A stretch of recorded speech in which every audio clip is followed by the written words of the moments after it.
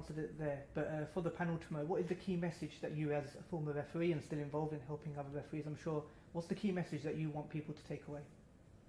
More empathy, more tolerance. I believe we are eager of results so much that we forget that there are people in there who also have a family and friends and neighbors and also have a life and a decent life.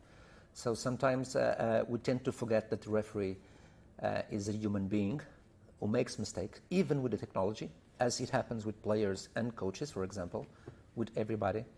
We take decisions in a second, in a very pressured moment, with lots of antagonism against us, throwing things and yelling and everybody pushing to their sides. So you have to be strong inside. You have to be very strong to be sure that you are taking the best decisions. So what it's important to pass the message is, please be tolerant. It's just football. As someone also said once in a while, it's a big part of the life, but it's not the biggest one. So remember, it's just football. Respect, be tolerant. Of course you like to win. Of course you can criticize. Of course you have that right to demand for consequences. But in the end of the day, we're just good people trying to do our best, as our players and coaches.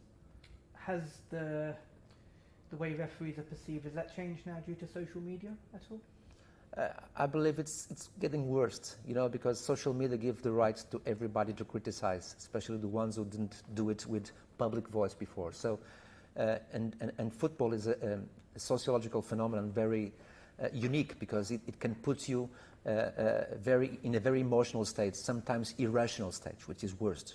And you cannot ask people to be reasonable when they have their emotions so strongly attached to their teams and their competitions. Sometimes you have to let the balloon go a little bit down and then ask them some tolerance again. So it's difficult to pass the message. Our media is also focused on the controversy as a big selling point. So it's difficult to be pedagogical because nobody wants to hear the explanation of law 1 and law 2. But when you talk about the penalty and the red card, everybody listens, everybody criticizes. It's very easy for them to put themselves in our shoes without even never being there. So it's a way. You have to do it slowly. You have to try and try. You have to sensibilize people, and then we go from there to wherever we see. I'm sure it will come up tomorrow.